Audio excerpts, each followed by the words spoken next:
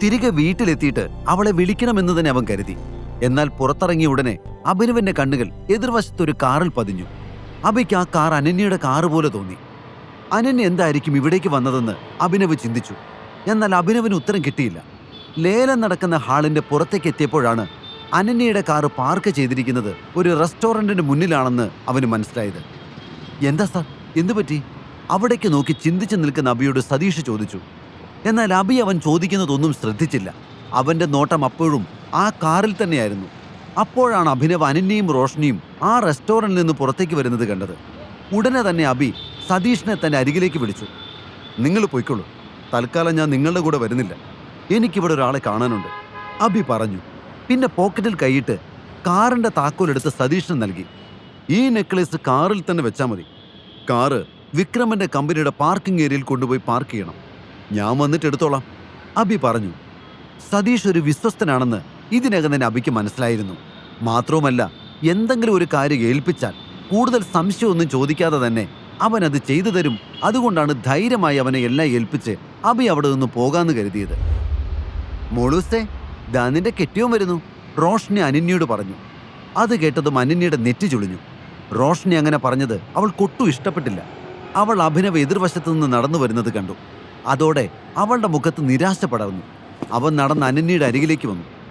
താനെന്താ അഭി ഇവിടെ? റോഷ്നി ചോദിച്ചു. അഭിയുടെ കണ്ണുകൾ അപ്പോഴും അനന്യയിൽ തന്നെയായിരുന്നു. അവൾ ധരിച്ചിരുന്ന ഫോർമൽസ് അവൾക്ക് നന്നായി ഇണങ്ങുന്നുണ്ടെന്ന് അവന് തോന്നി. ഹലോ, ഇത് ഏത് ലോകത്താണ്? ചോദിച്ചത് കേട്ടില്ലേ? റോഷ്നി വീണ്ടും ചോദിച്ചു. അതോ ഞാനിവിടെ കഴിക്കാൻ വേണ്ടി വന്നതാ, അപ്പോഴാണ് നിങ്ങളെ കണ്ടത്. ഇനിയിപ്പോൾ ഒരു ലിഫ്റ്റ് ചോദിക്കാലോ എന്ന് വിചാരിച്ചു, അഭി പറഞ്ഞു. അത് കേട്ടതും അനന്യയ്ക്ക് ദേഷ്യം വന്നു. എൻ്റെ കാറിൽ ലിഫ്റ്റ് കിട്ടിയിട്ട് താൻ ഇന്ന് പോയത് തന്നെ. അവൾ അതും പറഞ്ഞ് അവനെ ശ്രദ്ധിക്കാതെ തൻ്റെ കാറിൻ്റെ അടുത്തേക്ക് നടന്നു. റോഷ്നിയും അഭിനവും അവളുടെ പിന്നാലെ പോയി. അനന്യ തൻ്റെ കാറിൻ്റെ വാതിൽ തുറന്നതും റോഷ്നി അവളെ തടഞ്ഞു. എടി, നീ എന്തൊക്കെയായി ചെയ്യുന്നത്? ഒന്നുമില്ലെങ്കിലും അവൻ നിന്റെ ഭർത്താവല്ലേ? റോഷ്നി ചോദിച്ചു. ഭർത്താവ്? റോഷ്നി, നീ എന്നെ കൊണ്ടൊന്നും പറയിപ്പിക്കണ്ട, അനന്യ ദേഷ്യത്തോടെ പറഞ്ഞു. അവൾ കാറിൽ കയറി വാതിലടച്ചു. റോഷ്നി അപ്പോഴും പുറത്തു നിൽക്കുന്നുണ്ടായിരുന്നു. അതോടെ അനന്യ റോഷ്നിയെ ദേഷ്യത്തിൽ നോക്കി. എടി, നീ വരുന്നുണ്ടോ? അനന്യ ചോദിച്ചു. ഇല്ല, ഞാൻ വരുന്നില്ല, നീ പൊയ്ക്കോ. അഭയെ നടുറൂട്ടിൽ തനിച്ചാക്കി പോവാൻ നിന്റെ അത്ര കടുപ്പൊന്നും എൻ്റെ മനസ്സിനില്ല. റോഷ്നിയുടെ നാവിൽ നിന്ന് അങ്ങനെയൊക്കെ കേട്ടതും അനന്യ ദേഷ്യത്തിൽ അവളെ നോക്കി. നോക്ക് പെണ്ണെ, നീ വെറുതെ കളിക്കാൻ നിൽക്കണ്ട. എടുത്തുകൊണ്ടുപോയി വീട്ടിലാക്കാൻ അവനെന്താ കൊച്ചു കുട്ടിയാണോ? വല്ല ടാക്സിയും പിടിച്ചു പോട്ടെ. നീ വേണേ വന്ന് കയറിക്കോ, ഇല്ലെങ്കിൽ ഞാൻ ഇപ്പം തന്നെ എൻ്റെ പാട്ടിന് പോകും. രാത്രി ആവാറായി. പിന്നെ നിന്നെ റോഡിൽ തനിച്ചാക്കി പോയി എന്ന് പറയരുത്, അനന്യ പറഞ്ഞു. ഇത്രയ്ക്ക് ധൃതിയാണെ നീ അങ്ങ് പോയിക്കോ. ടാക്സി വിളിച്ചു പോകാൻ താല്പര്യമില്ലാത്തതുകൊണ്ടാവുമല്ലോ അവൻ നമ്മുടെ അരികിലേക്ക് വന്നിട്ടുണ്ടാവുക. നിനക്കവനെ കൂടെ കൂട്ടാൻ താല്പര്യമില്ലെങ്കിൽ വേണ്ട, ഞാൻ അവനെ എൻ്റെ വീട്ടിലേക്ക് കൊണ്ടുപോയിക്കോളാം, റോഷ്നി പറഞ്ഞു. ഇത് കേട്ടതും അനന്യയ്ക്ക് ദേഷ്യം വർദ്ധിച്ചു. റോഷ്നിയുടെ സ്വഭാവം അനന്യയ്ക്ക് നന്നായി അറിയാം. എന്തെങ്കിലും ഒരു കാര്യം തീരുമാനിച്ചാൽ പിന്നെ റോഷ്നി അതിൽ നിന്നും പിന്നിലേക്ക് പോയ ചരിത്രമില്ല. അവനവനെ വീട്ടിലേക്ക് കൊണ്ടുപോകുമെന്ന് പറഞ്ഞാൽ അവൾ കൊണ്ടുപോയിരിക്കും. അത് കേട്ടപ്പോൾ അനന്യയുടെ മനസ്സ് ഒന്ന് അസ്വസ്ഥമായി. എന്തിന്റെ പേരിലായാലും റോഷ്നിയും അഭിനവും തമ്മിൽ കൂടുതൽ അടുക്കുന്നത് അവൾക്കൊട്ടും ഇഷ്ടപ്പെട്ടില്ല. അവൾ തൽക്കാലത്തേക്ക് തന്റെ വാശി കളയാൻ തീരുമാനിച്ചു. എന്നിട്ട് കാറിന്റെ ഡോർ തുറന്ന് അവൾ പറഞ്ഞു, ആരെയെന്ന് വെച്ചാൽ വിളിച്ചിട്ട് കയറുന്നുണ്ടെങ്കിൽ കയറ്, വേഗം ആവട്ടെ. ഇത് കേട്ടതും അഭിനവന്റെ മുഖത്തൊരു പുഞ്ചിരി വിടർന്നു. അവൻ ഉടനെ കാറിൽ കയറി. Thank you so much Ananya, നീ എന്റെ മാനം രക്ഷിച്ചു. എന്റെ കയ്യിൽ ആകെ 500 രൂപ മാത്രമേ ബാക്കിയുള്ളൂ. ഇപ്പം നീ ലിഫ്റ്റ് തന്നില്ലായിരുന്നെങ്കിൽ ആ പൈസയ്ക്ക് എനിക്ക് ടാക്സി വിളിക്കേണ്ടി വരുമായിരുന്നു. എന്തായാലും നീ ചെയ്തത് വലിയൊരു ഉപകാരമായി, അഭി പറഞ്ഞു. അഭിനവന്റെ ഈ വാക്ക് കേട്ട് അനന്യയ്ക്ക് കൂടുതൽ ദേഷ്യം വന്നു. അവളുടെ കൂട്ടുകാരുടെ മുന്നിൽ വെച്ച് അവൻ തന്റെ കയ്യിൽ 500 രൂപ മാത്രമേ ഉള്ളൂ എന്ന് പറഞ്ഞത് കേട്ട് അവൾക്ക് തൊലി ഉരിയുന്നത് പോലെ തോന്നി. കണ്ടോ, ഞാൻ പറഞ്ഞില്ലേ അഭി നല്ല മനുഷ്യനാണെന്ന്. ഇക്കാലത്ത് ഇങ്ങനെയുള്ള കാര്യങ്ങൾ ആരെങ്കിലും തുറന്നു പറയോ? നിഷ്കളങ്കനായ ഒരാളാണ് അഭി. എനിക്ക് ഒരുപാട് ഇഷ്ടമായി. നിനക്ക് ചേരുന്ന ആള് തന്നെയാ. റോഷ്നി അനന്യയെ നോക്കി പുഞ്ചിരിയോടെ പറഞ്ഞു. മാഡം പുകഴ്ത്തി കഴിഞ്ഞെങ്കിൽ പറഞ്ഞോളൂ, നമുക്ക് പോകായിരുന്നു, അനന്യ പുച്ഛത്തോടെ റോഷ്നിയോട് പറഞ്ഞു. ഇത് കേട്ട് അവൾ കൂടുതൽ ഉച്ചത്തിൽ ചിരിക്കാൻ തുടങ്ങി. പിന്നെയും അവളുടെ കണ്ണുകൾ അഭിനവന്റെ മേല് പതിഞ്ഞു. അപ്പോഴാണ് അവൾ അഭിനവന്റെ സ്യൂട്ട് ശ്രദ്ധിക്കുന്നത്. ഇത് ഏക്കർ ബ്രാൻഡ് ആണല്ലേ? ഇത് കേട്ടപ്പോൾ അനന്യയും അഭിനവന്റെ സൂട്ടിലേക്ക് സൂക്ഷിച്ചു നോക്കി. ഇത്രയും നേരം അവൾ വിചാരിച്ചിരുന്നത് അവൾ വാങ്ങി നൽകിയ സ്യൂട്ടാണ് അഭി ധരിച്ചിരിക്കുന്നതെന്നായിരുന്നു. എന്നാൽ അത് അത്ര വലിയ ബ്രാൻഡൊന്നും ആയിരുന്നില്ല. പക്ഷെ ഇപ്പോൾ റോഷ്നി പറഞ്ഞപ്പോഴാണ് അവൾ അക്കാര്യം ശ്രദ്ധിക്കുന്നത്. ഏക്കെ അവൾ തന്റെ സംശയം മാറാനായി സ്യൂട്ടിലേക്ക് ഒന്നുകൂടി നോക്കി. ആഹാ, നീ AK സ്യൂട്ടൊക്കെ ഇടുവല്ലേ? ഞാൻ വിചാരിച്ചത് ഞാൻ നിനക്ക് തന്ന സ്യൂട്ടാണെന്നാണ്. ഇത്രയും വിലയേറിയ സ്യൂട്ട് നിനക്ക് എവിടെ നിന്നാണ് കിട്ടിയത്? അനന്യ അവനെ ചോദ്യം ചെയ്തതുപോലെ ചോദിച്ചു. അതോ, വിക്രം സാർ എനിക്ക് അഡ്വാൻസ് സാലറി തന്നിരുന്നു. അത് കിട്ടിയപ്പോ എനിക്കൊരു സ്യൂട്ട് വാങ്ങണം തോന്നി, അബി പറഞ്ഞു. അത് കേട്ടതും അനന്യയുടെ നെറ്റി ചുളിഞ്ഞു.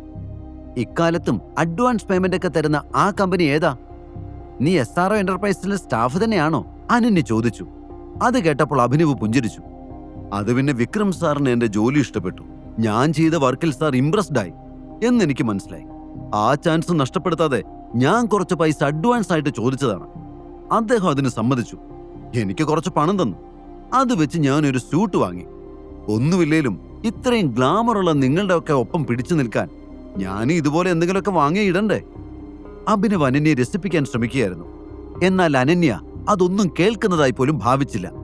പക്ഷെ റോഷ്നി അഭിനയെ തന്നെ നോക്കിയിരിക്കുകയായിരുന്നു. അഭിനവ്, നീ സ്യൂട്ട് ധരിക്കേണ്ട ആവശ്യമൊന്നുമില്ല. സാധാരണ വേഷത്തിൽ പോലും നീ സുന്ദരൻ തന്നെയാ. You are so hot. ഇത്രയും പറഞ്ഞുകൊണ്ട് റോഷ്നി അനന്യയെ ഇടം കണ്ണിട്ട് നോക്കി. അനന്യ കാർ സ്റ്റാർട്ട് ചെയ്ത് മുന്നോട്ട് നീങ്ങി. പക്ഷേ അവളുടെ ശ്രദ്ധ മുഴുവൻ റോഷ്നി പറഞ്ഞതിലായിരുന്നു. റോഷ്നി എന്തിനാണ് അഭിനവിനെ ഇത്രത്തോളം പുകഴ്ത്തുന്നതെന്ന് അനന്യയ്ക്ക് എത്ര ആലോചിച്ചിട്ട് മനസ്സിലായില്ല. റോഷ്നി ഉറപ്പായിട്ടും അഭിനവിനെ അനാവശ്യമായി സ്പേസ് നൽകുന്നുണ്ട്. റോഷ്നിയെക്കുറിച്ച് അനന്യയ്ക്ക് നന്നായിട്ടറിയാം. ഒരു ഫ്രണ്ടിനെ തിരഞ്ഞെടുക്കുമ്പോൾ പോലും അവൾ വളരെ ശ്രദ്ധാലുവാണ്. സ്റ്റാറ്റസിന് ചേരാത്തവരുമായി അവൾ യാതൊരു ബന്ധവും ഉണ്ടാക്കാറില്ല. എന്നിട്ട് ഒന്നുമല്ലാത്ത അബിയോട് അവൾ എന്തിനാണ് ഇത്രയും താല്പര്യം കാണിക്കുന്നതെന്ന് അവൾ ചിന്തിച്ചു. അവളുടെ മനസ്സ് കൂടുതൽ അസ്വസ്ഥമായി. ഡ്രൈവിങ്ങിലുള്ള അവളുടെ ശ്രദ്ധ മാറി. അനന്യ, നീ എന്താ ഈ കാണിക്കുന്നത്? പെട്ടെന്ന് റോഷ്നി അലറിക്കൊണ്ട് പറയുന്നത് കേട്ടിട്ടാണ് അവൾ ചുറ്റിനു നോക്കുന്നത്. ഇപ്പോൾ കാറുമായി അനന്യ പോകുന്നത് ഓഫ് സൈഡിലൂടെയാണ്. പെട്ടെന്നാണ് അവർക്ക് തൊട്ടു മുന്നിലേക്ക് ഒരു വലിയ കാറ് വരുന്നത് അവർ കണ്ടത്. എന്തായാലും ആ കാറിലിടിച്ച് തന്റെ വണ്ടി തകർന്ന് തരിപ്പണമാകുമോ എന്ന് അനന്യ ചിന്തിച്ചു. പക്ഷെ ദൈവാധീനം കൊണ്ട് എങ്ങനെയൊക്കെ അവൾ ബ്രേക്കിട്ട് മറ്റേ കാറിന്റെ തൊട്ടു മുന്നിൽ കൊണ്ടുപോയി തന്റെ വണ്ടി നിർത്തി. മുന്നിലുള്ള കാറും അനന്യയുടെ കാറും തമ്മിൽ വളരെ കുറച്ച് അകലമേ ഉണ്ടായിരുന്നുള്ളൂ. ഒരു ആക്സിഡന്റ് പ്രതീക്ഷിച്ച അനന്യ ഒന്നും നടന്നില്ല എന്ന് കണ്ട് സമാധാനത്തോടൊന്ന് ശ്വാസം വലിച്ചു. അപ്പോഴേക്കും മുന്നിലെ കാറിന്റെ ഡോറ് തുറന്ന് ചിലർ അതിൽ നിന്നിറങ്ങി അനന്യയുടെ കാറിന് മുന്നിൽ തടസ്സം പോലെ വന്നു നിന്നു. അത് കണ്ടപ്പോൾ ദേഷ്യം തോന്നി അവൾ വിൻഡോസ് ഗ്ലാസ് താഴ്ത്തി അവരെ നോക്കി. എന്താ നിങ്ങൾക്ക് വേണ്ടത്? എന്തിനാ എന്റെ കാറിന് മുന്നിൽ ഇങ്ങനെ വന്ന് നിൽക്കുന്നത്? അനന്യ അവരെ നോക്കി ഉച്ചത്തിൽ ചോദിച്ചു. എന്നാൽ അവരാരും ഒന്നും പറഞ്ഞില്ല. എന്നാൽ റോഷ്നി അപ്പോഴേക്കും പരിഭ്രമത്തോടെ അനന്യയെ തട്ടി പിടിച്ചു. അതിൽ ആ നടുക്ക് നിൽക്കുന്നവന്റെ പേര് നിശാന്ത് എന്നാണ്. ഇവന്മാരൊക്കെ ആ ഡേവിഡ് തരകന്റെ ആൾക്കാരാണ്. റോഷ്നി പറഞ്ഞു. ഇവന്മാരാരായാലും എനിക്കെന്തു കുന്തവാ? എന്തിനാ എന്റെ കാറിന് മുന്നിൽ കയറി നിൽക്കുന്നതെന്നല്ലേ ഞാൻ ചോദിച്ചുള്ളൂ. അനന്യ ദേഷ്യത്തിൽ ചോദിച്ചു. അനന്യ, നമ്മളാണ് റോങ് സൈഡിൽ നിൽക്കുന്നത്. ഒന്നും മിണ്ടണ്ട, നമുക്ക് പെട്ടെന്ന് പോകാം, വണ്ടിയെടുക്ക്, റോഷ്നി പറഞ്ഞു. ഈ സമയത്ത് അബി റോഷ്നി പറഞ്ഞതിനെ കുറിച്ച് ആലോചിക്കായിരുന്നു. ഡേവിഡ് തരകന്റെ ആളുകളുടെ പേരൊക്കെ എങ്ങനെയാണ് റോഷ്നിക്ക് അറിയാവുന്നതെന്നാണ് അവൻ ചിന്തിച്ചത്. തരകൻ അത്ര നിസ്സാരക്കാരനൊന്നുമല്ല. എല്ലാവർക്കും തരകനെ അറിയാം. എന്നാൽ റോഷ്നിയെ പോലെ ഒരാൾക്ക് ഡേവിഡ് തരകന്റെ ആളുകളെ പരിചയം ഉണ്ടാവേണ്ട കാര്യമേ ഇല്ല എന്ന് അവൻ ചിന്തിച്ചു.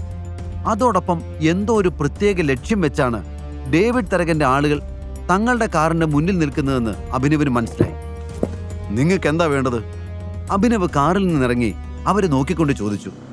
അബി അവരെ എതിർത്തെന്തെങ്കിലും പറഞ്ഞാൽ തീർച്ചയായും ഇവിടെ ഒരു വഴക്കുണ്ടാകും. ഇത്രയും പേരെ ഒറ്റയ്ക്ക് അവനൊന്നും ചെയ്യാൻ കഴിയില്ല. റോഷ്നി ഭീതിയോടെ ഓർത്തു. അവൾ അബിയെ തടഞ്ഞു. അബി, നീ എന്തിനാ അനാവശ്യ കാര്യങ്ങളിലല്ല ഇടപെടുന്നത്? അവന്മാരെന്തെങ്കിലുമൊക്കെ പറഞ്ഞിട്ടങ്ങ് പൊയ്ക്കോളും, നീ വണ്ടി കയറ്, റോഷ്നി അബിയെ തടഞ്ഞുകൊണ്ട് പറഞ്ഞു. ഞങ്ങളുടെ പ്രിൻസ് മരിച്ചു. അല്ല, ആരോ അവനെ കൊന്നു. അതിന് പ്രതികാരം ചെയ്യാൻ വേണ്ടി വന്നതാ ഞങ്ങൾ. ഈ കഥയുടെ ബാക്കി അറിയാൻ download pocket FM app. Link in description.